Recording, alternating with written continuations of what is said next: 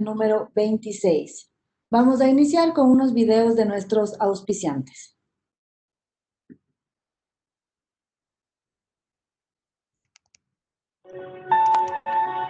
Llegó el momento de salir adelante,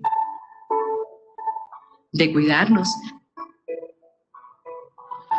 de protegernos y estar respaldados, porque juntos reactivamos a nuestro país.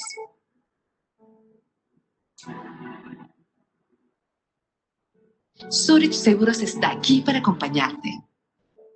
Estamos aquí para proteger el esfuerzo de los ecuatorianos. Con tu Visa o Mastercard del Banco del Austro, tienes la tarjeta con más beneficios.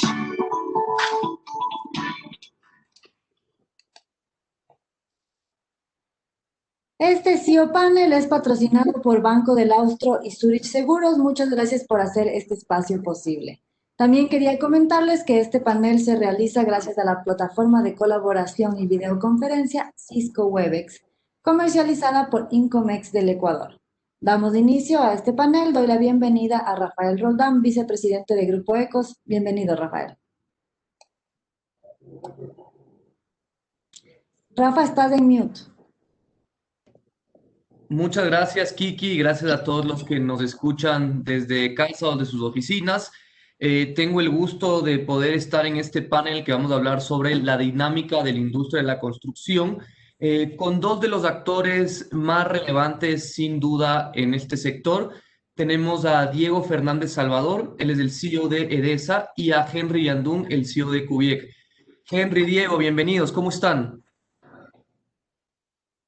Buenos días, Rafael. Buenos días, Diego. Estamos muy bien.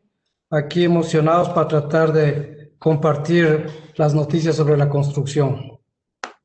Encantado de compartir con ustedes, particularmente con Henry Yandún del Grupo Constructores Positivos, de ese colectivo tan importante, y obviamente felicitándole a ECOS por esta gran iniciativa de organizar estos paneles. Gracias por la invitación. Gracias a ustedes. La razón de justamente abordar este tema en estos momentos es la gran importancia que tiene la industria de la construcción en la economía y en el movimiento y en el empleo nacional. Sin embargo, vemos grandes desafíos que tiene esta industria, no solo a raíz de las recientes acontecimientos de pandemia del COVID, sino pues de temas que vienen hace algunos años. Y justamente en este espacio lo que buscamos es responder dos preguntas principales que decantarán varias otras, que son cómo está la industria de la construcción en estos momentos, cuál es el panorama actual y cuáles son las proyecciones y futuros de esta industria en el año que viene. Así que quiero empezar, vamos a empezar primero con Henry, quien nos dé su opinión, que nos dé su visión actual y que nos dé este abrebocas sobre cómo está la industria y cómo ve la perspectiva hacia el siguiente año. Henry, iniciamos contigo.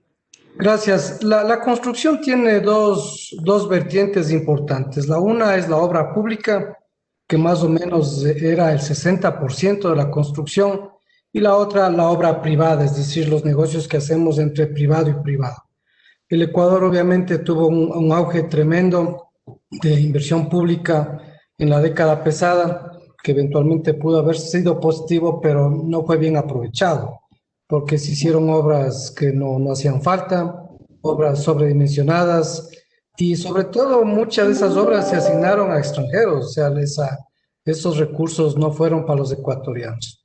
Y obviamente el gobierno anterior dejó extremadamente endeudado al gobierno de ahora y no tenían recursos para hacer la inversión pública. Entonces, por ahí hay un tremendo bajón. Es por eso que la construcción el año anterior mismo ya había bajado el 6.6% del PIB. En este año menos 7% y en el segundo trimestre ya menos 12%. Y obviamente la pandemia remató el asunto por el tema de la obra privada, porque también se afectó, porque obviamente se paralizaron los proyectos. No obstante, tenemos estadísticas de estas provistas por APIVE, donde se ve que cada vez nos acercamos a las cifras de años anteriores, por lo menos en lo que tiene que ver la construcción privada. Y bueno, ya hablaremos luego qué deberíamos hacer para activar lo uno y activar lo otro. Pero las cifras son negativas, aunque estamos mejorando, inclusive por fenómenos extraños que tal vez Diego puede explicarte que está pasando temas extraños, por lo menos en la provisión de materiales de construcción. Muchas gracias, Henry. Gracias por esta primera introducción. Diego, vamos contigo. Cuéntanos un poco cómo ves tú el panorama actual de la industria, cómo ves hacia el futuro y coméntanos sobre este fenómeno del cual, el cual menciona Henry. Bueno, yo veo con muchísimo optimismo y me siento muy positivo respecto al desarrollo del sector. Curiosamente, desde que hemos venido reintegrándonos a nuestras actividades normales, a la nueva normalidad, como dicen, hemos visto cómo se va reactivando el sector por la vía de la renovación del hogar, por la vía de la incorporación de alguna cosa nueva para tu casa, para el baño, para la cocina. Como de pronto el hogar, tu casa se convirtió en la oficina, la escuela, el colegio, la guardería, la universidad, el gimnasio, la oficina. Nos estamos preocupando, parece, de tenerle en las mejores de las condiciones a nuestra casa, a nuestro departamento, porque ese es el centro de todas nuestras actividades, de las actividades familiares. Entonces vemos con una inusitada reactivación de todo lo que es remodelación. Así es que estamos muy contentos, muy entusiastas con lo que está pasando. Y además creemos que para los ecuatorianos, y no solo para los ecuatorianos, para el ciudadano común en el Ecuador, en los países vecinos, pasa lo mismo en Colombia, en Perú, en Chile, la necesidad, la importancia que tiene la casa, el hogar, el departamento, como centro esencial de su familia, de su desarrollo, de su crecimiento. Es el sitio donde se siente seguro, donde puede estar a salvo. Y es allí donde entonces está buscando incorporar todas las facilidades que le hagan más fácil vivir, que le den mejor calidad de vida. Así es que esa es la realidad que estamos viviendo ahora con muchísimo entusiasmo dentro de lo que cabe, claro está. Y vemos además muy entusiasmados que los indicadores de la enfermedad del COVID van bajando, se van reduciendo. La vacuna está a punto de ser ya liberada en los países desarrollados estos días de Inglaterra. En las siguientes semanas vendrá otros países europeos y Estados Unidos. Y esta mañana nos anunciaba ya el ministro Ceballos que en enero tendríamos ya muy probablemente las vacunas de Ecuador. Así es que no nos queda sino estar muy, muy positivos y con mucha esperanza respecto al futuro. Qué bueno, Diego, me alegra oír tanto positivismo. Y vamos entonces a avanzar con el tema principal. Hablando de cambios, hablando de positivismo, lo que se viene, Henry, desde tu punto de vista, ¿cómo está cambiando la industria de la construcción? No solo por la coyuntura mundial, sino también por diferentes fuerzas como la nueva tecnología, cuestionamientos ambientales. Antes, fuera de cámara, hablábamos un poco sobre esta falta este problema que estamos viendo en la adquisición de materias primas. Cuéntanos cómo está cambiando la industria de la construcción hacia adelante. Este tema de la pandemia, siempre los problemas dejan cosas positivas. Yo creo que el planeta está haciendo más conciencia de lo que es la sostenibilidad del planeta. Entonces, la construcción, el ciudadano, digamos, bueno, y sobre todo los millennials ahora, valoran mucho más el futuro de su hábitat, de su pequeña aldea que es este planeta. Entonces, la construcción se está enfocando mucho al tema de la sustentabilidad. Para la ciudadanía en general se habla, por ejemplo, de una sociedad sostenible, de una ciudad sostenible. Cuando se habla de sostenible, se refiere al ámbito material, al ámbito social, al ámbito económico. Y cuando se habla de la palabra sustentable, se habla de la materialidad únicamente. Entonces, la construcción tiene que ver con la sustentabilidad, porque nosotros, entre comillas, somos culpables del 40% de la huella del carbono. ¿Y por qué es tan alto este tema? No solamente es porque el proceso de hacer los materiales y el proceso de fabricar una edificación consume huella de carbono, sino que una edificación sirve para 60 años y una edificación mal hecha durante 60 años podría estar consumiendo, desperdiciando energía.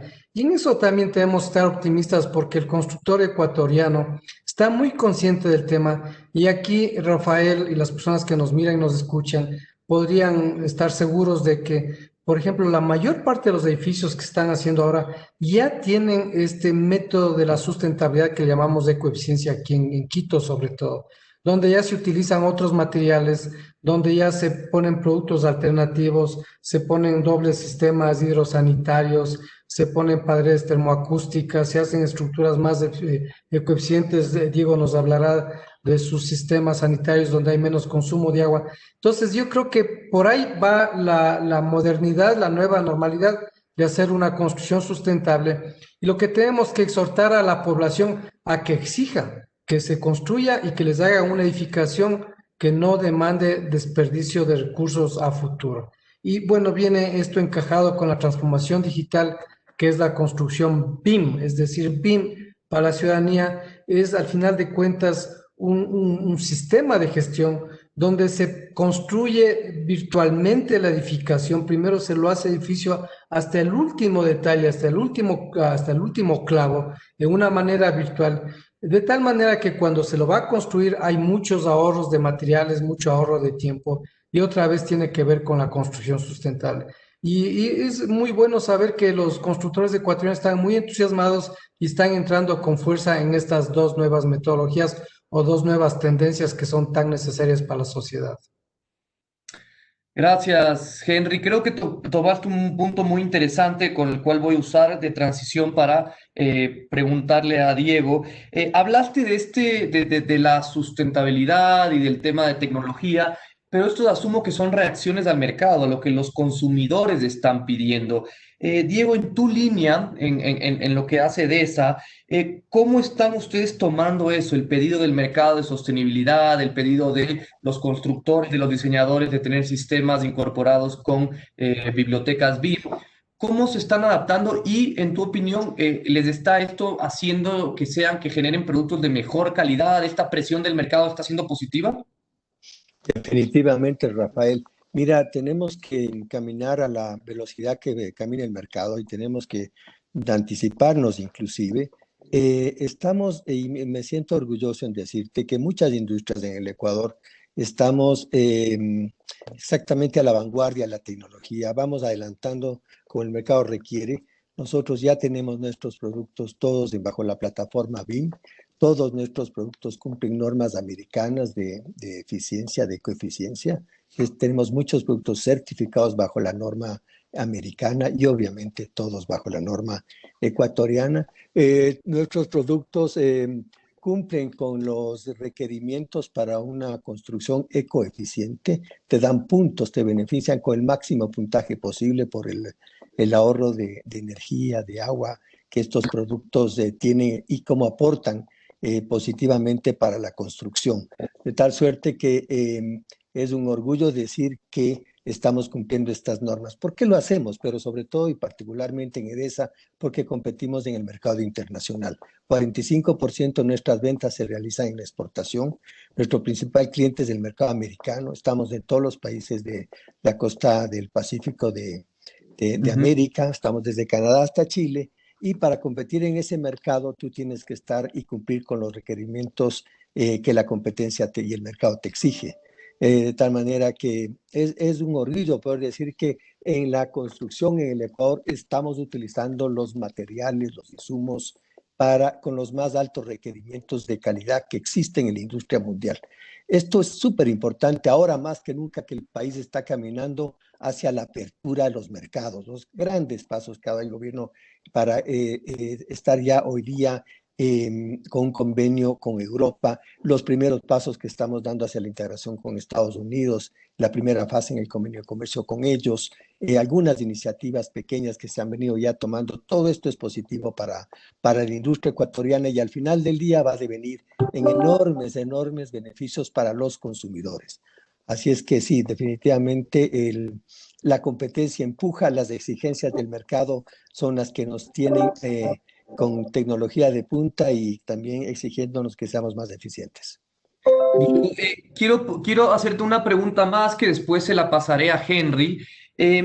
Y me interesa mucho que nos comentes sobre esta apertura de los mercados. A lo mejor hay una falsa percepción en el mercado de que es bueno que no haya tanta apertura para los productos ecuatorianos, especialmente los de construcción que se producen aquí, los sanitarios de se producen aquí, los productos de Cubiex se producen aquí. Pero explícanos un poco más por qué es bueno para la industria esta apertura de mercados que evidentemente va a ayudar en la exportación, pero también va a generar más competitividad en el mercado interno.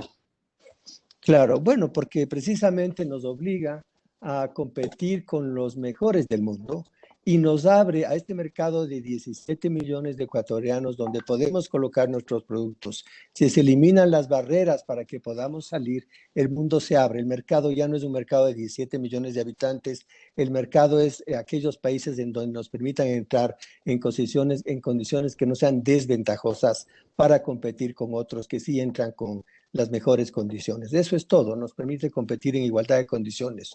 Ahora, obviamente, tenemos que cuidar a la industria nacional en el sentido de que no podemos permitir que vengan productos que tienen subsidios o que tienen distorsiones en sus países de origen, como suele pasar en ciertos países del Asia, en donde los exportadores tienen beneficios que llegan hasta el 30-40% de reintegro o de un bono a los exportadores, porque esa ya no es competencia leal, es competencia desleal y esa sí nos afecta enormemente. Muchas industrias ya en el Ecuador han sido perjudicadas por este tipo de distorsiones y eso tenemos que cuidar. Pero no por esa razón tenemos que ver el futuro como lo ve ya el mundo entero. El mundo que avanza hacia el desarrollo es un mundo global, es un mundo de apertura, es un mundo de interrelación con las otras economías. No podemos encerrarnos como ciertas pocas economías están encerradas en el mundo, que son aquellas que sufren los grandes desequilibrios económicos y los que tienen los peores indicadores de desarrollo y los más altos de pobreza, de miseria, de enfermedad. Así que si queremos el desarrollo, creo tenemos que llegar a la globalización, a la apertura, pero con la suficiente inteligencia para proteger en forma adecuada a nuestra industria. Henry, hablando sobre este tema, Diego mencionó específicamente el tema de los productos subsidiados que llegan. Evidentemente hay muchísimas implicaciones, pero es posible considerar que estos subsidios pueden ser un beneficio para los consumidores, lo cual probablemente no lo sean. ¿Nos puedes explicar por qué es problemático el permitir productos que vengan subsidiados y que no permitan una competencia equitativa en el mercado local? El tema de la apertura, yo creo que ya lo dijo la palabra, aunque nosotros lo hemos insertado hace mucho tiempo, las aperturas tienen que ser inteligentes y tienen que ser con una calculadora en mano, no noveleras, sí, porque obviamente tú tienes que ver qué va a ganar el país y qué va a perder el país. Si queremos hacer un extremo de que por tener productos más económicos eliminas toda la industria del Ecuador, bueno, vas a tener productos económicos, pues no vas a vender a nadie porque la industria es la que mueve la economía. En un país dolarizado, la industria es la única que genera dólares y la exportación, digamos, ¿no es cierto? La industria sobre todo impide que haya más importaciones, porque si este país importaría todo, y yo me pregunto de dónde van a salir los dólares, porque no hay salida de dólares mágicos. Entonces, el Ecuador tiene que promover aperturas inteligentes. Por ejemplo, si decimos Estados Unidos, eso hay que correr, hay que hacerlo inmediatamente, porque somos economías complementarias. Tenemos lo que le falta a Estados Unidos y ellos tienen lo que nos falta a nosotros, por ejemplo.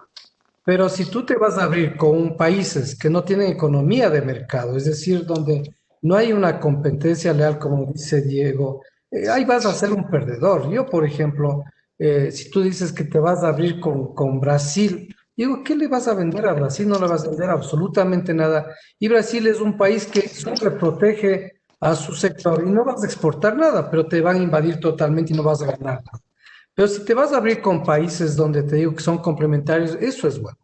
Entonces yo creo que hay que medir, hay que hacer una apertura inteligente y con calculadora en mano, porque efectivamente tú podrías tener de la China, por decir un ejemplo, cosas tal vez más baratas, porque tal como dice Diego, es real. Imagínate que a un industrial, un equivalente mío en la China, si yo exporto algo que me cuesta hacer 100 y lo exporto en 80 y el gobierno me regala 30, igual salgo ganando 10. Pero Mm. eso es imposible competir cuando te venden un producto que vale 100, te venden en 80. Y lo que ellos tratan es de captar mercado y desindustrializar a todo el mundo. Latinoamérica se ha desindustrializado mucho por culpa de estos países que no tienen una economía de mercado o que tienen un apoyo gigantesco por parte del Estado que nosotros no lo tenemos. Es que nosotros sí estamos de acuerdo con un aperturismo, pero un aperturismo inteligente y con la calculadora en mano, donde el Ecuador tiene que primero definir qué va a ganar y qué va a perder antes de dar ese paso. Y apoyamos totalmente una apertura, por ejemplo, con Estados Unidos. Mencionas muy claramente el tener la calculadora en mano, pero quisiera saber, te hago la pregunta directamente a ti, Henry.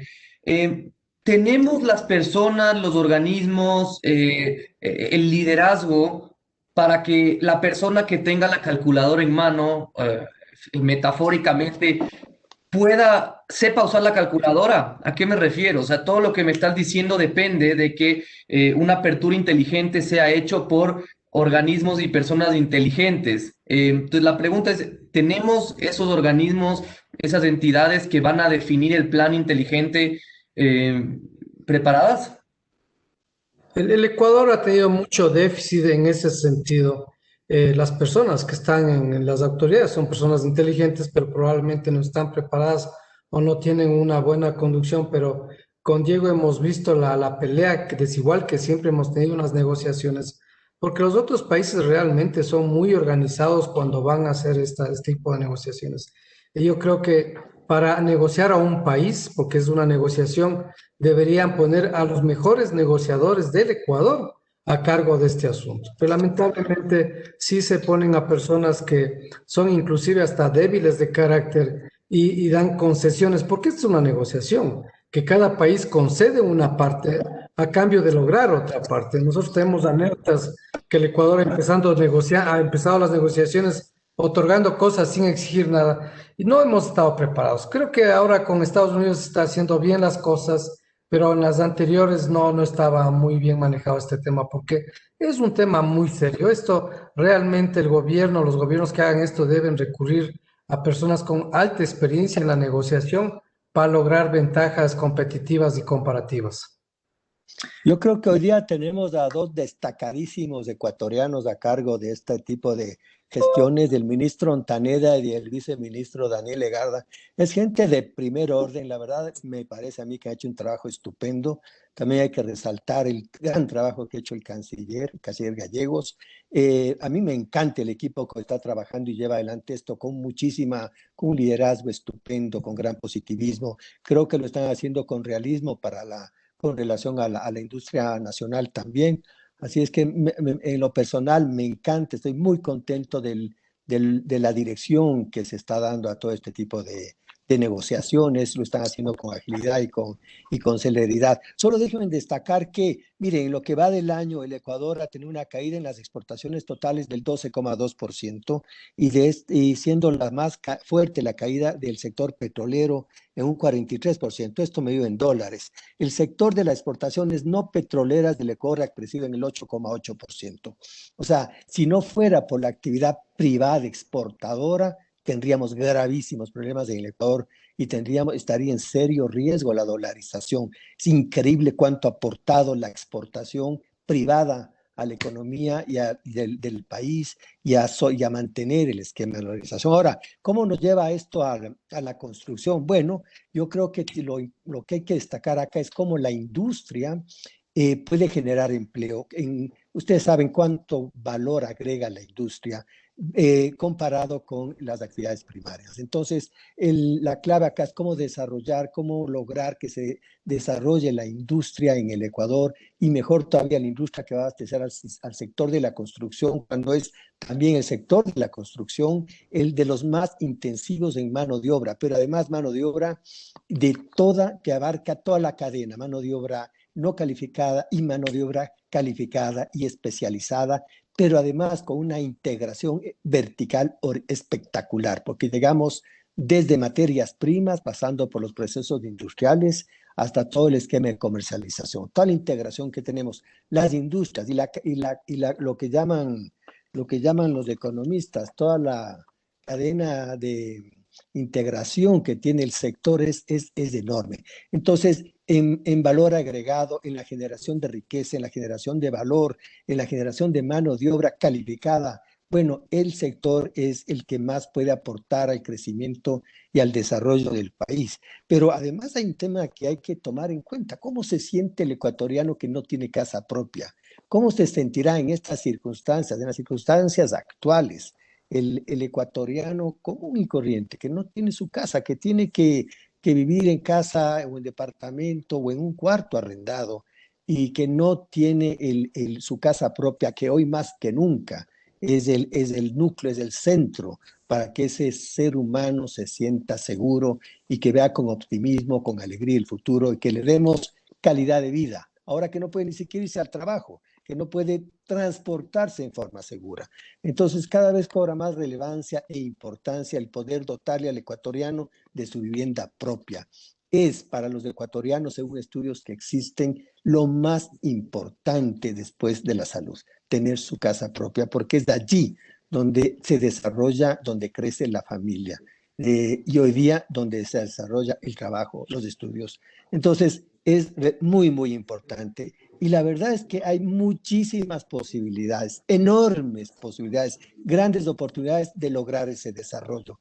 Los factores más importantes, necesitamos financiamiento, que existan fuentes de financiamiento, pero ¿qué necesitamos? Largo plazo para el comprador, que el comprador, el consumidor, tenga 20, 25 años para pagar esa vivienda a tasas de interés razonables, para que pueda pagar la cuota que le permita cubrir este requerimiento. Entonces, cuando la cuota que vaya a pagarle al banco sea igual o menor a lo que paga hoy día por el arriendo, ese rato empezamos a solucionar el problema de vivienda del país. Y todo esto es posible porque hoy día las tasas de interés que pagamos los ecuatorianos son absurdamente altos. La tasa LIBOR es de menos del 0,5%. En el Ecuador la vivienda paga más del 10%. Hay algunas de verdad. Existe la posibilidad en las viviendas BIP y BIS. Henry es experto en estos temas, que cumpliendo una serie de enormes trámites y unas grandes limitaciones, se puede lograr tasas más importantes a buenos plazos, tasas del 5%, pero los requerimientos burocráticos son tan grandes, son tantas las barreras que se ponen que es uno de los grandes problemas. Si sumamos a las trabas que ponen los gobiernos seccionales, que se han convertido, la verdad, en la barrera número uno que tienen los constructores para poder avanzar en forma eficiente, para lograr dotarles a los ecuatorianos de su vivienda propia. Si lográramos que los gobiernos seccionales trabajen de la mano con los constructores, apoyando esta gran iniciativa, este gran emprendimiento, las cosas serían distintas. Y ese es el propósito que muchos colectivos, como el colectivo de constructores positivos que lidera Henry, llevan adelante. Muchas gracias, Diego. Creo que ha sido un súper abrebocas para la siguiente parte que era la más importante que quería discutir. Y es este tema del rol de la construcción privada. Hemos visto que básicamente la construcción de grandes obras de infraestructura por parte de gobierno hoy en día está básicamente a cero y que probablemente lo que va a salvar la industria y lo que va a dinamizar no solo la industria sino el país va a ser esta construcción privada que probablemente esté apalancada por la necesidad y lo que la gente busca de tener esta vivienda propia. Henry, háblanos un poco sobre la gran problemática que existe y la gran oportunidad que hay para la industria de la construcción y para el país, no solamente económica, sino en tema de un crecimiento social. El concepto de la vivienda propia y qué se tiene que hacer para poder llegar a esto. Solo te agrego que aquí hemos estado en varios conversatorios, en diferentes foros contigo y otros actores, y con la banca también, y tenemos siempre la misma, básicamente la misma resolución de la discusión. Por un lado se dice las tasas tienen que bajar, no puede mantenerse así, y por el otro lado la banca diciendo no podemos bajar las tasas porque tenemos que pagar tanto para captar. Danos un resumen o cuéntanos tu visión sobre el sector de la construcción privada, específicamente la parte vivienda, Henry. Bueno, sí voy a hablar de la vivienda, pero no obstante debemos hablar de la obra pública, porque también es una cosa que la puede hacer el sector privado. Si nosotros vemos las estadísticas en Latinoamérica, el sector privado ha construido en ciertos países hasta el 50% de la obra pública. Y eso es básicamente cambiando las reglas de las alianzas público-privadas, las reglas de las alianzas estratégicas y de las concesiones. Estuvimos con el ministro Pozo hace unos 2 días conversando el sector de la construcción y él sí está entusiasmado con el primer tema porque en el mundo existen tremenda cantidad de recursos que no se están utilizando, monetarios. En el mundo se está pagando tasas negativas, es decir, que tú tienes que pagar plata para que te den guardando la plata. Y entonces el ministro sí quiere de todas maneras tratar de fomentar las alianzas público-privadas, las concesiones y las alianzas estratégicas. Pero eso es un tema de actitud de la burocracia y del Ejecutivo y de los GATS, porque efectivamente si ellos al sector privado le consideran como un eventual delincuente, como un eventual ladrón ambicioso o lo que sea, y ponen unas reglas tales que lo tratan así desde un principio, el resultado es que casi no hay alianzas público-privadas en el Ecuador, mientras en otros países, estaba viendo yo una estadística interesante, entre el 40 y 50% de las obras los hace el sector privado sin que invierta nada el Estado. Entonces, eso es una tremenda oportunidad. Ahora, por otro lado, cuando a mí me dicen, oye, ¿por qué estás en el sector de la construcción? Yo siempre digo, porque es el mejor sector donde estás. ¿Por qué razón? El dato que quería darle a Diego es, para el 88% de los ecuatorianos, el tener vivienda es el principal objetivo de su vida. Esta encuesta hicimos nosotros cuando había el tema de la ley de plusvalía. Nosotros contratamos una empresa encuestadora y ese dato sacaron. Para el 88% de los ecuatorianos, tener vivienda es el principal objetivo de su vida. Eso era antes de la pandemia. Ahora, con la pandemia, todos nosotros hemos valorado aún más lo que es nuestra vivienda.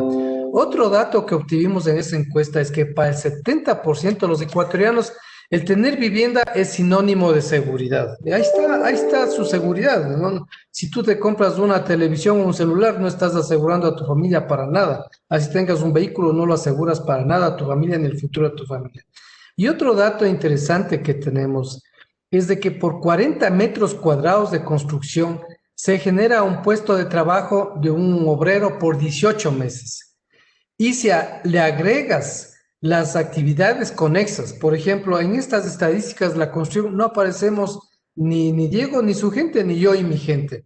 Si incluimos las actividades conexas, por cada 20 metros cuadrados de construcción se genera un puesto de trabajo para 18 meses. O sea, es tremendo la oportunidad. Por otro lado, hay un déficit, aquí hay 2 datos hechos en el Ecuador, no se ha hecho últimamente esta información, que hay un déficit entre 350,000 y 500,000 viviendas. Hay un tremendo déficit.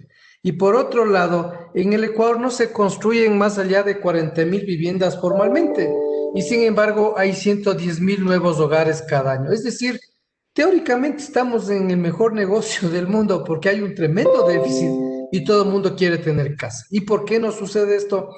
Lo que dice Diego es básicamente lo que sucede.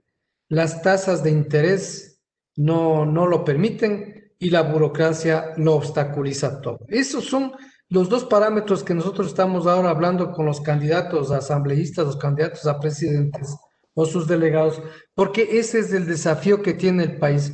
Porque hay una cosa interesante, Rafael, aquí no se trata de beneficiar a los constructores, aquí se trata del país. Más o menos el Ecuador ahorita está más bajo, pero normalmente la construcción era el 10% del PIB del Ecuador, 10%. Ahora vamos a estar en el orden del 7.5, algo así. Pero con las actividades, con esas se duplica, es decir, pasa a ser la actividad más importante del país. Entonces, el ministro de Finanzas, que yo creo que es un muy buen ministro, él dice, yo tengo clarísimo que por la construcción es lo que se puede activar, se comienza a activar el empleo ya a un país. Y a la ciudadanía yo le invito que cuando vaya por la calle Maldonado, cuando vaya por la avenida La Prensa, por estas avenidas comerciales, vayan contando a sus lados qué negocios existen.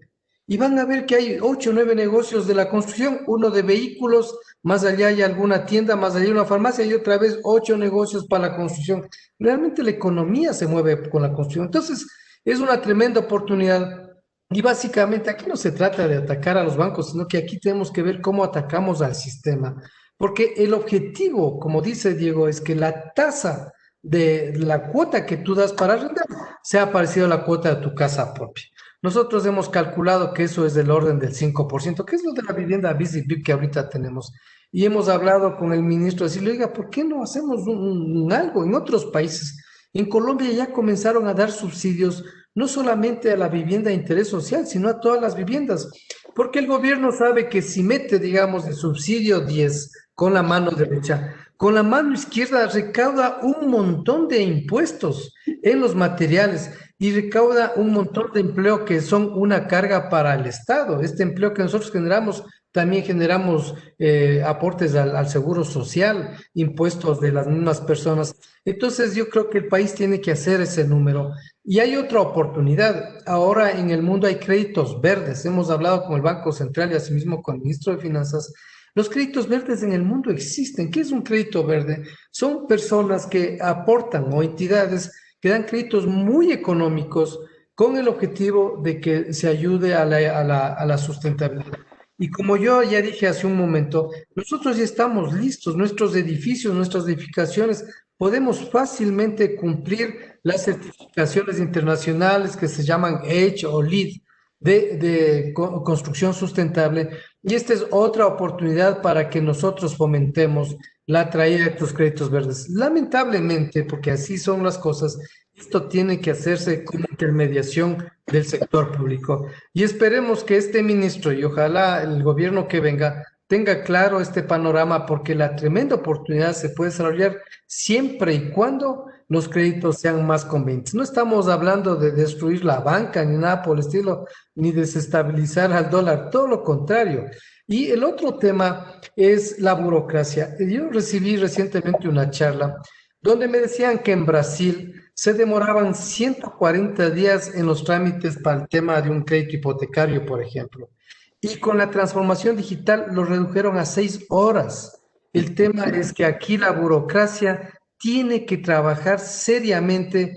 El alcalde, los alcaldes, que ahí sí tenemos, yo diría que tal vez hay una excepción, pero ahí sí estamos de perdedores.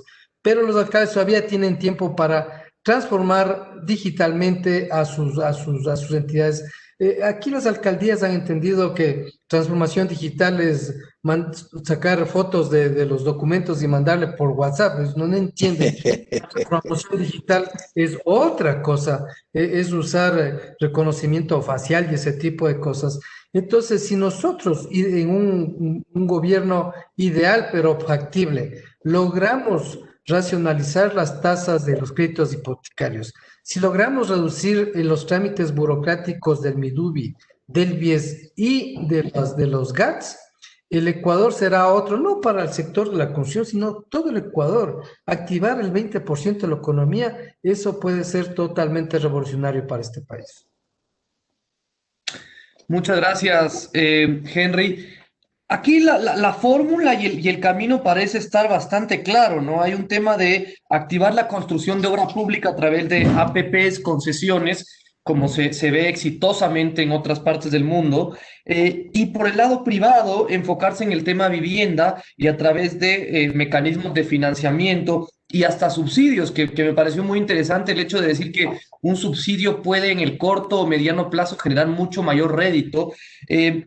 La ecuación es bastante aparentemente simple, lineal y Ok, pero ¿por qué no sé qué barreras hay para que se esté dando? Podemos a lo mejor dividámoslo en dos. A lo mejor Diego, háblanos tú de subsidio y financiamiento o de las concesiones, y de ahí, Henry, tú nos hablas del otro tema, pero creo que es muy importante entender qué está bloqueando esta ecuación aparentemente simple y ganadora. Diego, si quieres, Me- aborda el tema que prefieras tú. Gracias. ¿Concesiones y APPs o subsidios y financiamientos para el Eh, privado? Subsidios y financiamientos para el privado requiere primero de una claridad por parte en este caso del gobierno, para que el subsidio directo, el que se da directamente al beneficiario de la vivienda, el que necesita su primera vivienda, se haga en forma ágil y eficiente, y a través con la intermediación del sector privado para dinamizar estas operaciones, estos procesos. Entonces, el subsidio tiene que darlo definitivamente el gobierno al beneficiario final a través de la banca privada. Entonces, eso hay que mejorar, eso hay que implantar de esta manera para que todos juguemos que todos participen en la industria, pero el gran beneficiario es el consumidor, es el ecuatoriano de clase media, es el ecuatoriano que requiere de ese apoyo. No hay que, ya hay que ampliar el límite de el valor de la vivienda, que hoy día, si no me equivoco, está en alrededor de 70 o 90 mil dólares, para que llegue a 150 mil, a 200 mil dólares, porque lo que nos interesa, lo que le interesa al país es que se desarrolle el sector y que los ecuatorianos tengan su primera vivienda. Obviamente, el subsidio tiene que ir en relación a la necesidad. Entonces, en viviendas de más de 100 mil dólares, 1 o 2% de subsidio a la tasa de interés es interesante, pero obviamente en las clases, en los subsidios económicos, en los segmentos donde se requiera mayor apoyo, pues mejor que exista este tipo de subsidio en niveles y en porcentajes más altos. En cuanto al financiamiento, de dónde obtener las líneas, pues tenemos que trabajar juntos con el gobierno para poder gestionar a través de organismos internacionales, del Banco Interna, del BID, del Banco de Desarrollo, del Banco Mundial. Hay muchas líneas de crédito que están disponibles, pero necesitamos trabajar con el gobierno porque, como bien decía Henry, se necesita la intervención del país, del gobierno, y el problema es que estamos al límite de la deuda. El país tiene ya un nivel de endeudamiento extremadamente alto y no queremos que el país se endeude, lo que queremos es que el país pueda el gobierno dar una especie de aval para que la banca privada pueda negociar esas líneas de crédito a tasas de interés mucho más convenientes para los ecuatorianos. Se puede hacer, creo que requiere de amplitud de criterio por parte del gobierno para que miren cómo la economía se va a dinamizar solo por la vía del IVA que genera la venta de los materiales de construcción, va a lograr cubrir con creces todo lo que le va a costar los subsidios. Así es que al final del día no resulta esto en una carga onerosa para el país, sino es de una inversión para además lograr el desarrollo de los ecuatorianos, empezando por una vivienda digna, dotada de servicios en casas y en departamentos ecoeficientes que ahorran los recursos y que cumplen con todos los requerimientos del medio ambiente. Entonces, creo que es absolutamente viable que se pueda realizar. Necesitamos que un gobierno focalice sus esfuerzos en este sector, en este segmento, y que obviamente empiece por dar los grandes cambios estructurales que permitan que los recursos se asignen en donde deben estar. Mire, mientras el desempleo ha bajado en el sector público el 7%, o sea, 17 mil puestos se han perdido en el sector público en lo que va del año, 250 mil en el sector privado. Entonces, los ecuatorianos seguimos pagando a los burócratas que no tienen mucho trabajo que hacer, mientras que perdemos trabajo en el sector privado. Entonces, estamos trabajando los ecuatorianos para darles empleo a ciertos empleados del sector público que no contribuyen, que no agregan al desarrollo del país. Y para poder pagarles a toda esta carga enorme que nos de la burocracia, tenemos que endeudarnos. Y esas líneas de crédito nos quitan otras que podrían destinarse al sector de la construcción. Mira cómo es esto. O sea, podríamos invertir las cosas, ¿no es verdad? invertir los recursos del país en aquello que le va a dejar beneficio a los ecuatorianos. ¿Y a qué ecuatorianos? A los más pobres, a los que más necesitan el apoyo del país para que puedan tener su vivienda por la vía, además de crear empleo y de agregarle valor al país, de crear riqueza. Así es que es posible, se puede hacer, requiere la firme decisión de un gobierno de hacerlo. Obviamente es duro, requiere grandes sacrificios políticos, pero se puede hacer. Muchas gracias, Diego. Henry, cuéntanos o grafícanos desde tu punto de vista cómo se puede avanzar con la obra con la obra pública apoyada por el sector privado a través de las APPs y las concesiones. Y me gustaría que nos agregues por qué no se ha hecho hasta el momento, cuáles han sido las barreras al momento. Bueno, lo fundamental es tener gobiernos serios. En el momento que tengamos gobiernos serios, donde tengan claras las cosas y den tranquilidad a los inversionistas, esto se puede lograr. Para que las personas vengan ya sean los mismos ecuatorianos, traigan sus inversiones acá, o los extranjeros traigan acá, hay que darles tranquilidad, hay que darles certeza de que el gobierno es un gobierno serio. El tema de las APPs, de las alianzas estratégicas, es un tema donde todo el mundo sale ganando. Hagamos el típico ejemplo de esta vuelta que damos los quiteños cuando venimos del Valle de los Chillos y nos damos la vuelta por el Trébol y llegamos a la Vicentina, ¿no es cierto? Esa vuelta creo que te demora unos 15 o 20 minutos, donde consumes un combustible que es subsidiado, que le cuesta al gobierno, donde el ecuatoriano probablemente pierde 15 minutos de ida y 15 vuelta, 30 minutos todos los días de su vida, donde el ecuatoriano cuesta dinero, es un ente que produce, ese tiempo lo desperdicia. En ese tiempo también dañamos el ambiente. ¿Qué pasa si se hace un puente que sale directamente de la loma, digamos, hasta la Vicentina? Obviamente hay este ahorro de combustible, impacto ambiental y sobre todo la gente mejora su productividad. Y se cobra un peaje. Entonces se cobra un peaje, cualquier empresa dice, bueno, yo cobro un peaje, yo hago el puente, a usted no le cuesta nada y todos salen ganando. Sale ganando el gobierno porque ya no paga el subsidio de ese combustible, la ciudadanía es más productiva, el ambiente laboral es mejor y no nos ha costado nada. De eso se trata una alianza público-privada, donde todos ponen su parte y todos salen ganando. Eso solo requiere de una actitud de un gobierno, que haya un gobierno serio, que dé certezas y que obviamente en la burocracia ponga personas que vaya y copie lo que han hecho otros países de Latinoamérica. No estoy hablando de países europeos, nada, donde esto es un éxito y que ha funcionado muy bien. Eso es básicamente lo que se pretende con las alianzas público-privadas. Y obviamente ahora el ecuatoriano está expuesto a unas elecciones que ya son en pocos días más y ahí tenemos que pensar bien qué tipo de gobierno puede dar una certeza para que haya seriedad y que vengan inversiones. Aquí en el Ecuador, con ofertas demagógicas, no vamos a salir adelante. El Ecuador vive de unos dólares. Y los dólares son esta cantidad que tenemos aquí y se los aumenta, los disminuye en cuanto si lo produces bien y no los desperdicias. Pero si hay personas que te creen que por magia van a crear más dólares, lo vamos a destruir al país, nos vamos a salir de la dolarización y eso va a ser fatal. Yo quiero volver un poquito más al tema de los créditos.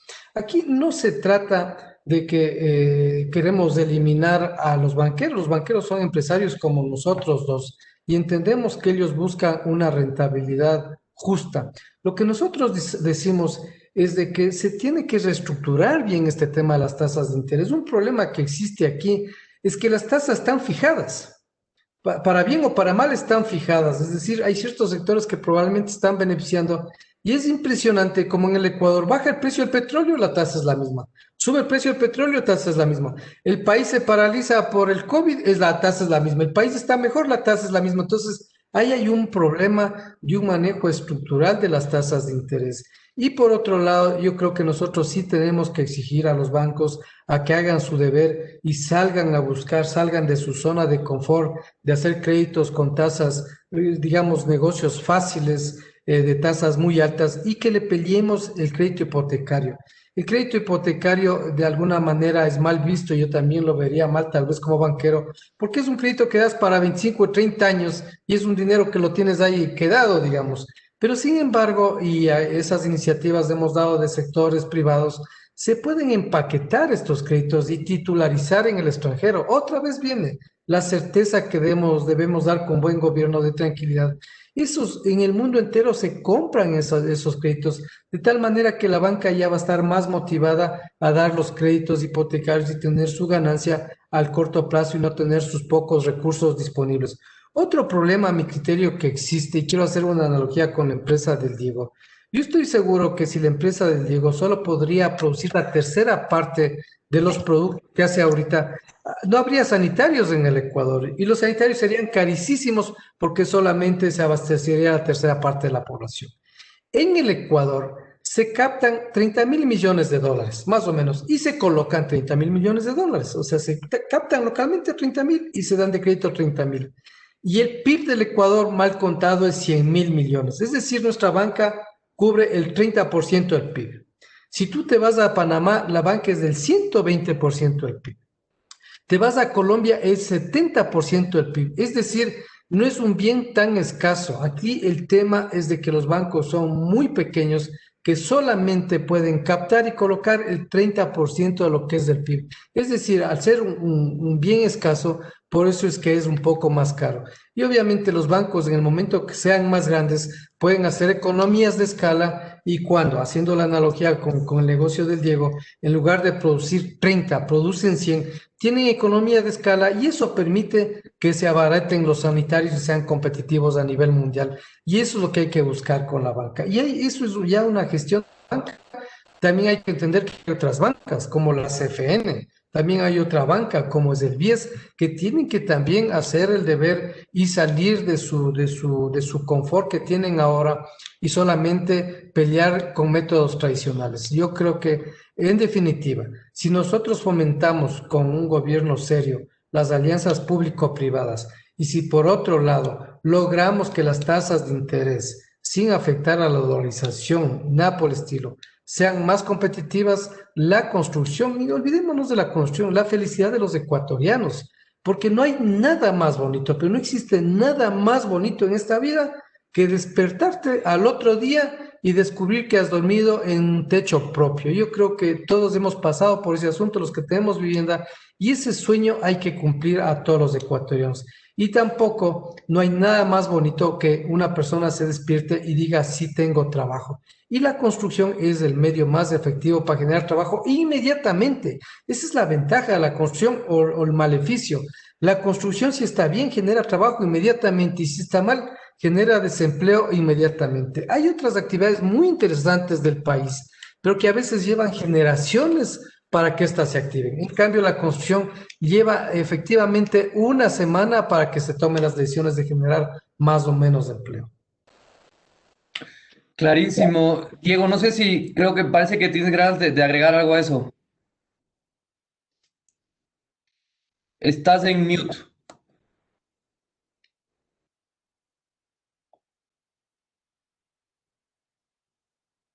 No te escuchamos, Diego.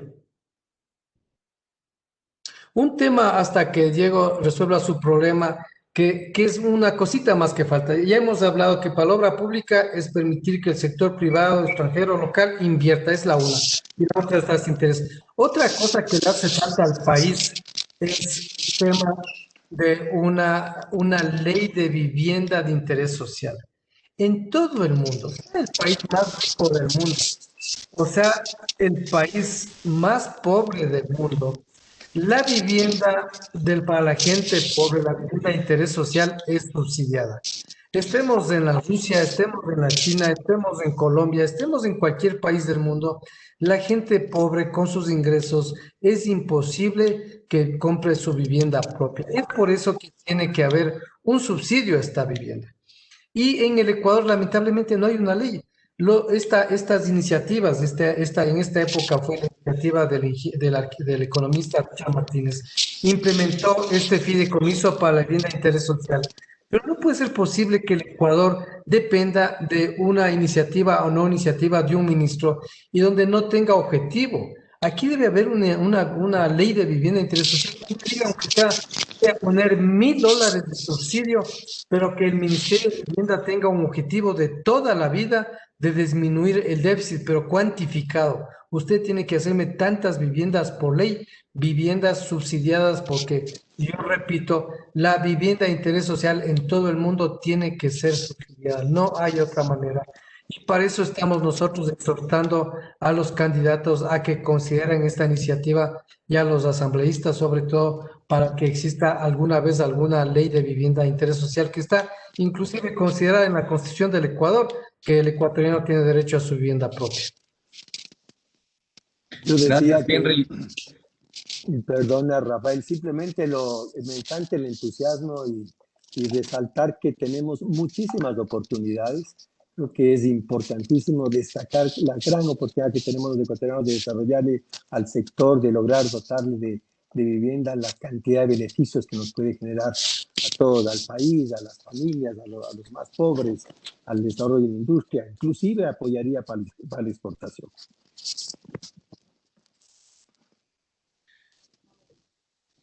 ¿Nos escucha el Diego? Sí, perfectamente. Perfecto. Creo que tenemos un poco de interferencia con tu micrófono, me parece. Para seguir en esta tónica, hablemos un poco del tema empleo.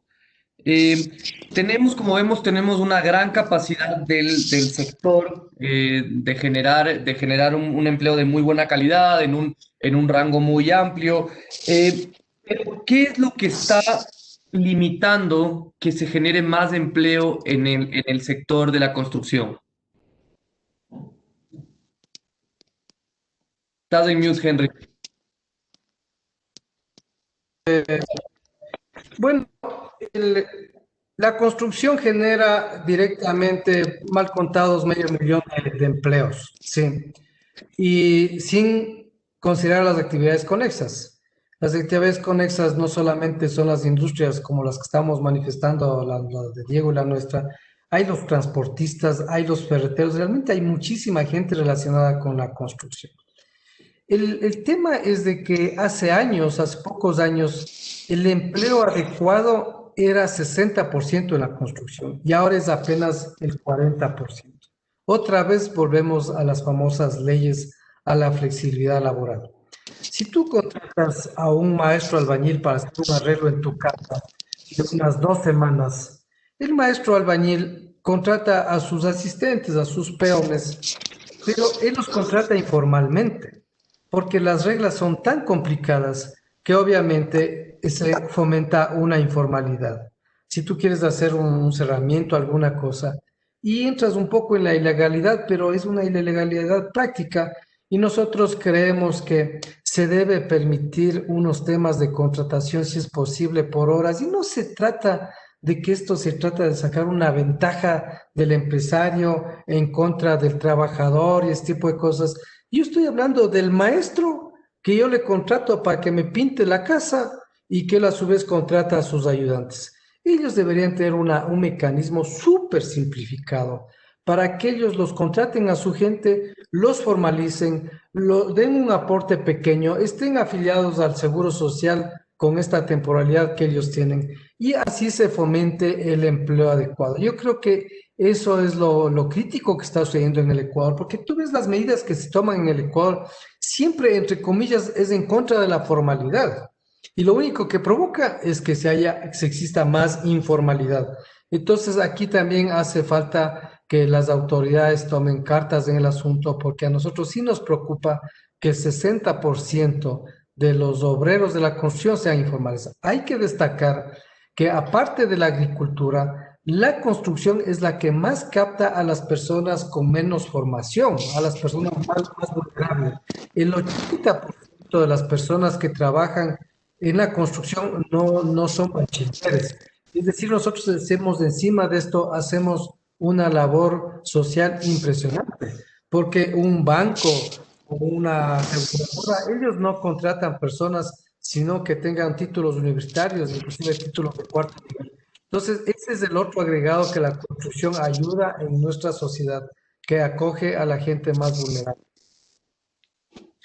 Clarísimo. Diego, en tu industria, en tu sector, tenemos, en tu subsector, por así decirlo, tenemos eso, gran capacidad también de generación de empleo. Desde tu lado, ¿qué hace falta justamente o qué acciones se pueden tomar adicionales a a las que sugiere Henry? Justamente para eso, para poder fomentar que pasemos de una informalidad tan alta en el sector a que sí haya gente que esté formalizada. Imagínate la cantidad de cosas que se pueden flexibilizar en nuestro antiguo y anacrónico Código del Trabajo. Hay tantas trabas, hay tantas limitaciones que nos han creado una barrera enorme, una verdadera carga que prácticamente tener un trabajador es como tener un hijo, porque cuesta tanto y tiene tales consecuencias y hay asuntos que son de perversos, ¿no? Este asunto de la jubilación patronal es absurdamente oneroso, es imposible, es algo que se tiene que reforzar ya, y hay otras muchas normas que hay que flexibilizar. Algún paso se ha dado, hay que reconocer que la incorporación nuevamente, el contrato a plazo fijo a un año y renovarle por uno más es un gran paso. Las nuevas modalidades de contratación por horas, por días, etcétera, también son muy prácticas, pueden ayudar a muchos sectores. A nosotros en particular nos está ayudando mucho y los trabajos temporales ayudan para las actividades que son estacionales, cuando hay este tipo de actividades, pero nuestra industria, que es mucho más formal, necesitamos sí tener normas más que nos permitan ser más competitivos con nuestros competidores de los países vecinos, ¿no? Con Colombia, con Perú. Afortunadamente este año ya no tuvimos un ajuste al salario básico unificado, pero el salario mínimo en Ecuador es prácticamente el doble que el de Colombia y tenemos que competir con la industria colombiana para vender en otros mercados de exportación, no solo en el Ecuador. Así es que tenemos que tener en cuenta que ya el Ecuador tiene una carga laboral enorme que tenemos que afrontar. Entonces, la flexibilidad es una condición. Nosotros, particularmente en EDES, hoy día tenemos más trabajadores que los que tuvimos antes de la pandemia. Es porque estamos atendiendo al mercado de exportación, hemos incrementado nuestras ventas al mercado externo.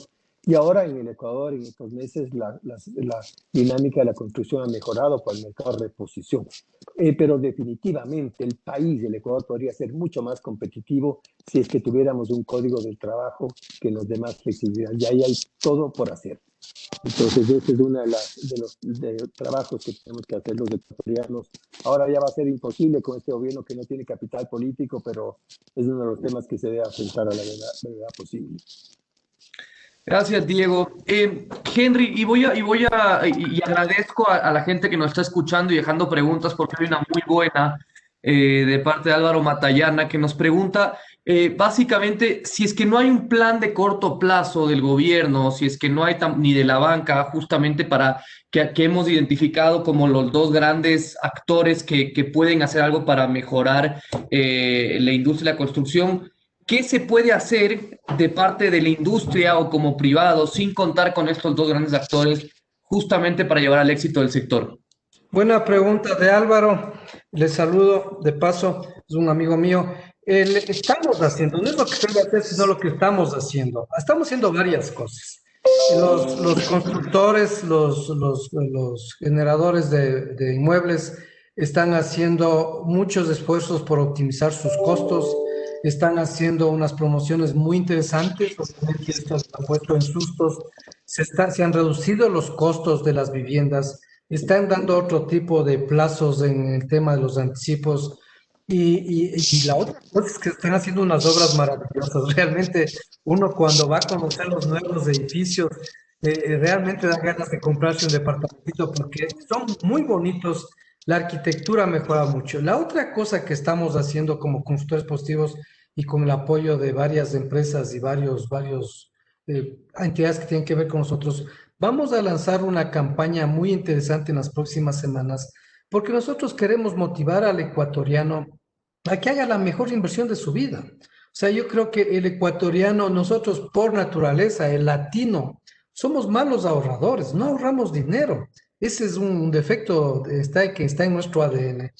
Y obviamente preferimos gastarnos de un mejor teléfono que cuesta un montón de plata, un mejor televisor y ese tipo de cosas, pero no pensamos en nuestra vivienda propia. Entonces, nosotros vamos a hacer una campaña que esperamos que entidades como ECO nos ayuden mucho, donde le hacemos ver al público la importancia de tener casa propia.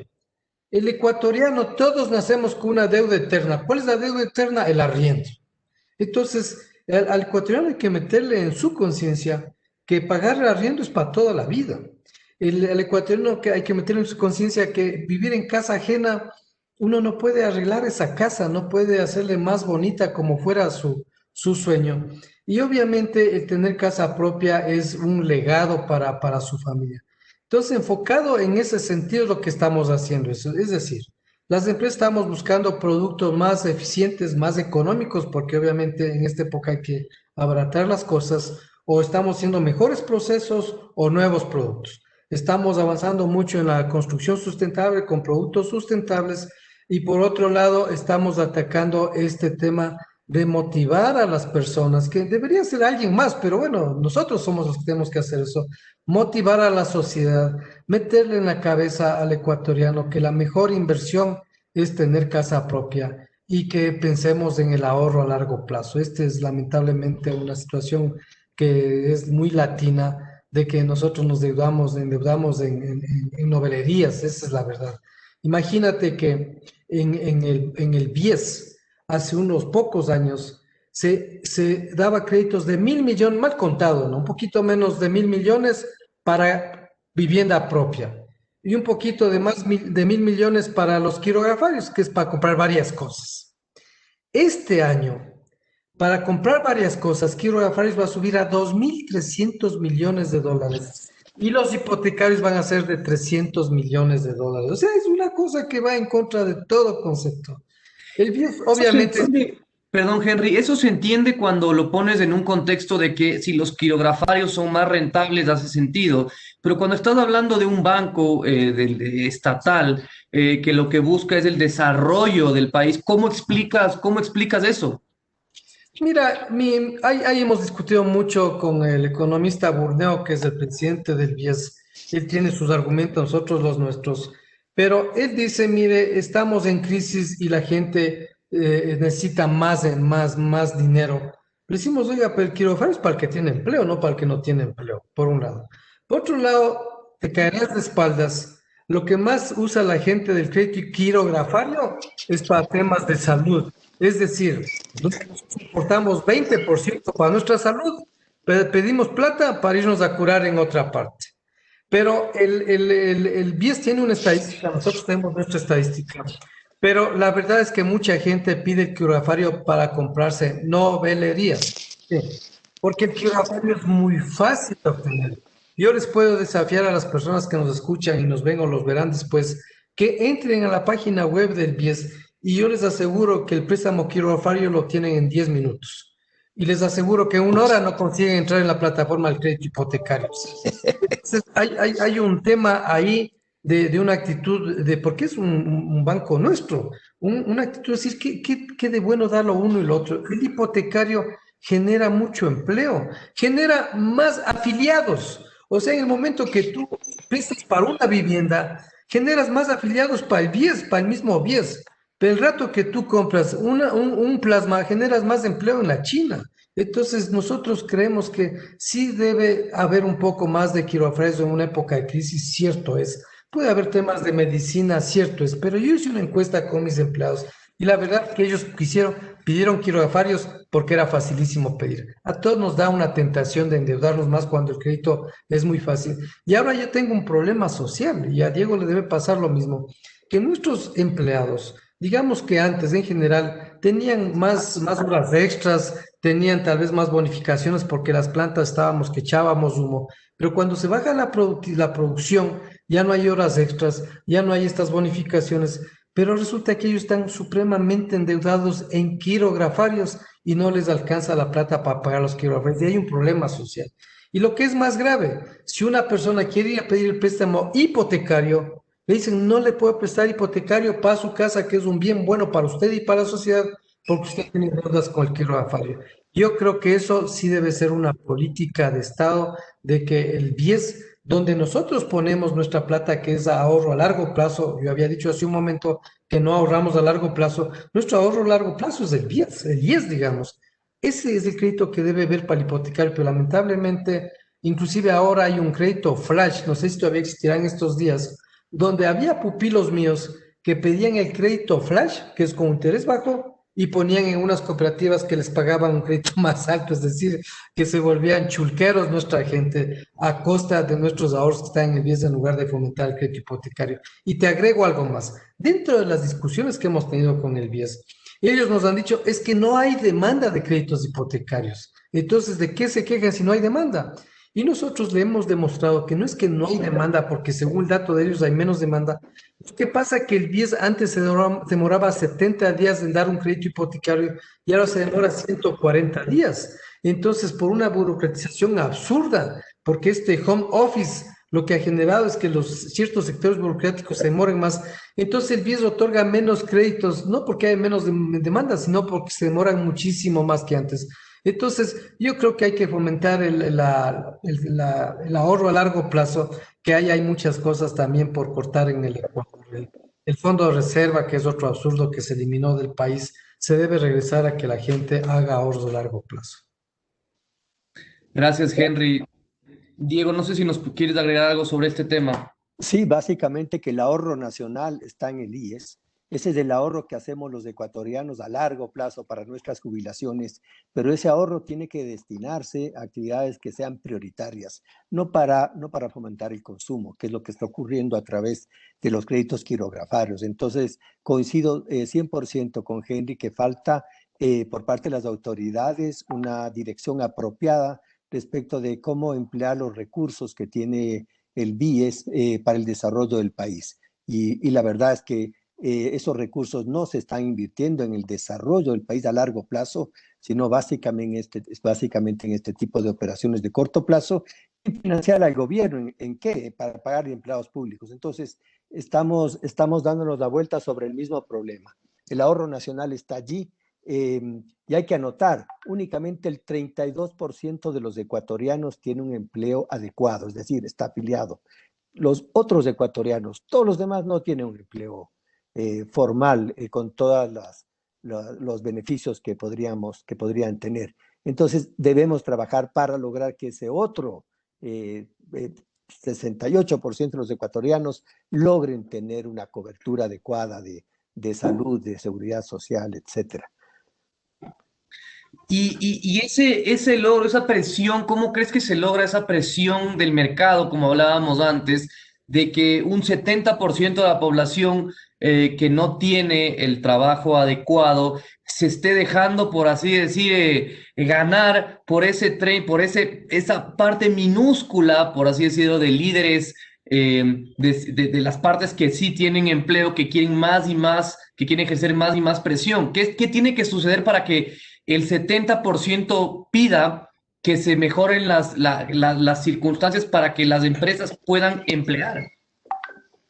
Bueno, tenemos que darnos cuenta los ecuatorianos al elegir a nuestras autoridades, que al elegir a nuestros gobernantes en las próximas elecciones, tenemos que votar por aquellos que apoyan la producción, que apoyan que el sector privado se desarrolle, que nos eliminen y que eliminen las barreras que nos impiden invertir al sector privado, que no le permiten al artesano, al pequeño empresario, a las pymes desarrollarse, porque nos ponen trabas en todo sentido. Necesitamos que nos liberen de esas ataduras que nos han venido imponiendo. La más importante es que buena parte de los recursos que dispone el país se destinan a pagar burocracia, porque está bien, todos coincidimos que tenemos que cubrir la salud, la seguridad, tenemos que pagar bien a los profesores, obviamente al sector de la salud, a los médicos, enfermeras, a cubrir toda la infraestructura de salud que el país requiere, pero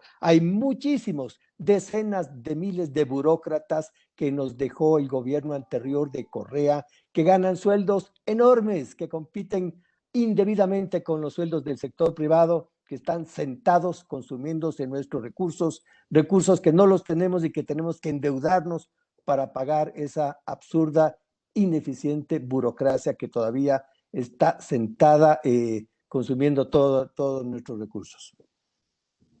Gracias, Diego. Henry, para ir entrando ya en la última parte de este segmento, háblanos un poco también sobre constructores positivos y para los que no lo conozcan, que nos escuchan aquí, ¿qué es constructores positivos y qué están haciendo justamente en pro del desarrollo del sector constructivo? Bueno, constructores positivos nació por una necesidad. O sea, el gobierno de Correa impuso esta ley de plusvalía y paralizó la construcción. O sea, la construcción se paralizó, se fue a cero y no había quien nos defienda. El presidente Correa, dentro de su esquema maquiavélico, implementó medidas para que los gremios se debiliten. Entonces, ante gremios debilitados no teníamos alguien quien nos defienda y fue por eso que nosotros nos autogeneramos por una necesidad y logramos que nosotros fuimos realmente los causantes que se derogue la ley de plusvalía que estaba tan mala. Y hemos hecho varias cosas buenas porque el constructores positivos no solo refiere a los constructores, es un clúster. En todo el mundo existen clúster. ¿Y qué es un clúster? Clúster es la mano del banano. Ustedes han visto la mano del banano, que son un montón de bananitos juntos, pero les unen a los bananos un clúster. Entonces se intercambian entre ellos los alimentos y todos progresan. Y entonces en el clúster de la construcción, con sus dispositivos están los ferreteros, los transportistas, los proveedores, los ingenieros arquitectos, los artesanos, todo el mundo estamos metidos ahí.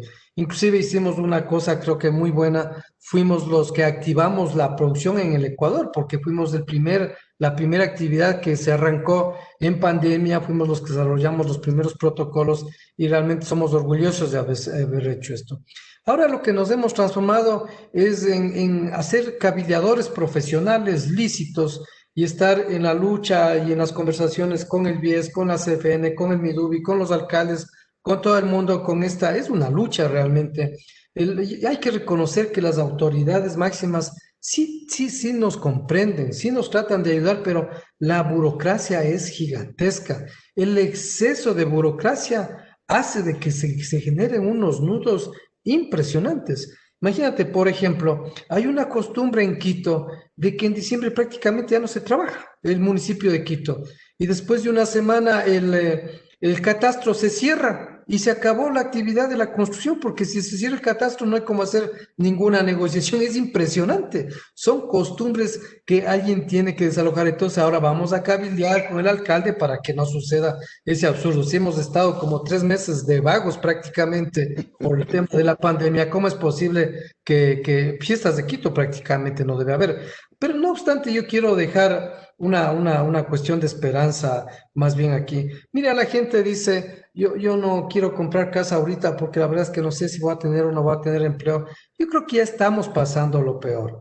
Nosotros, mira, el desempleo era 4, 4, 4, 4, llegamos al 13 en junio, bajamos brutalmente, pero ya estamos en 6, o sea, ya nos hemos recuperado, o más bien el empleo adecuado. Teníamos 38 en marzo del 19, 38 en junio, en septiembre 38, en diciembre del 19 casi 39 el empleo adecuado. En junio estuvimos hecho pedazos, estábamos en 16, pero ahora en septiembre ya estamos en 32. Es decir, que se duplicó el empleo adecuado y seguimos subiendo. Por ejemplo, las reservas de viviendas hace unos meses eran apenas del 50% comparado con el año anterior. Al siguiente mes, el 40%, es decir, 40% menos que el año anterior. Y el último mes ya estuvimos 20% menos que el año anterior. Es decir, se comienza a recuperar la economía. Las personas comienzan a tener más certeza que su trabajito, el que no lo perdió, ahí está el trabajito, no lo van a quitar. Y hay que fomentar que consuman su casita propia, que es la mejor inversión. y eso hará que el país se desarrolle otra vez. Hay un factor, hay un detalle importantísimo, Henry, y es que el costo de la vivienda en el Ecuador es el más bajo de América. Tenemos precios por metro cuadrado, pero realmente los más bajos de América comparados con Colombia, con Perú, con Argentina, con Chile, donde tú vayas, el mejor precio de la vivienda está en Ecuador y además con una vivienda de altísima calidad. Eso hay que destacar y una gran oportunidad para los ecuatorianos de poder acceder a ese tipo de vivienda. Así es. Estamos entrando ya en los últimos minutos. Les quiero recordar a los que nos escuchan que por favor nos ayuden llenando la encuesta que vamos a liberar prontamente. Es muy importante para nosotros tener sus opiniones.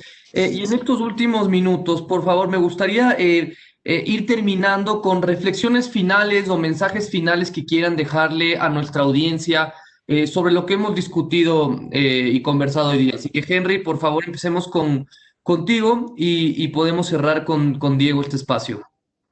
Yo diría que me quedo con que los consultores positivos tenemos los siguientes objetivos. Nosotros tenemos objetivos muy concretos: hacer ciudades sostenibles, es decir, vamos cada vez más preocupándonos del ambiente, y la otra lucha que tenemos que tener todos es que tenemos que hacer vivienda asequible. Eso aprendí recién, asequible con S y con Q, quiere decir que económicamente asequible. Ese debe ser el norte que tenemos nosotros: generar vivienda asequible sin destruir las ciudades. De pasito vamos generando empleo, y nosotros ese es nuestro compromiso, y no solo como consultores positivos, sino como todas las empresas, es nuestra lucha diaria, y lo que queremos es exhortar a la ciudadanía que arreglar su casita es la mejor inversión del mundo y queda para toda la vida, o tener su casa propia realmente es una realización mientras estemos en vida, y es de lo mejor que se puede hacer por seguridad, por legado, por tranquilidad, sobre todo por tranquilidad. No hay nada que estar en la casa propia y uno poner el clavo donde a uno le dé la regalada gana, o poner una pared o tumbar una pared. Eso es lo que todos los ecuatorianos tenemos que soñar. Y nosotros estamos listos para ayudarles a cumplir este sueño. Muchas gracias, Henry. Diego, conclusiones, reflexiones, comentarios, sugerencias finales. Gracias, Rafael. No, es simplemente un llamado a todos los ecuatorianos para que desde donde nos corresponda, desde donde estamos, como empresarios, como trabajadores, como políticos, como líderes de sectores, como ustedes, como periodistas, donde estemos, para que aportemos al país, para que trabajemos, para que demos pasos adelante con optimismo, para invertir, para buscar trabajo, para generar trabajo. Y yo creo que para cuidarnos frente a la pandemia, pero con optimismo, y que hacer positivos a luchar por sacar adelante a nuestro país, porque solo con la decisión y con trabajo vamos a salir adelante. Y por último, por favor, elijamos bien a nuestros gobernantes en las próximas elecciones, pensando en el crecimiento y en poder sacarle adelante y desarrollarle al Ecuador en beneficio de todos nosotros. Y muchas gracias, Rafael. Muchas gracias, Diego. Muchas gracias, Henry. Para ir cerrando, queremos agradecer al Banco del Austro y a Zurich Seguros, quienes hacen posible este espacio, y también agradecer a la plataforma Cisco Webex, que es a través de la plataforma que hacemos todas nuestras webinars y charlas. Y si quieren obtener más información, pues pueden enviar un mail a ciscoteam.s@intcomex.com. Les recuerdo que la próxima semana en el CEO Panel tendremos el tema Hospitalidad y Horeca y las perspectivas para el 2021, con una presentación de cifras del sector. Hemos invitado a la ministra para que nos pueda acompañar. Espero que acepten nuestra invitación, y algunos otros actores relevantes del sector. Este será conducido por Ricardo Dueñas. Les agradezco mucho a todos los que están en casa. Diego, Henry, ha sido un gusto conversar con ustedes, y les agradecemos mucho el poder transmitir a nuestros escuchas en casa, en la oficina, pues las perspectivas sobre este sector tan relevante para la economía del país. Muchísimas gracias. Muchas gracias. Muchas gracias. Gracias a todos. Gracias Chao. a todos. Buen día. Hasta luego. Hasta luego.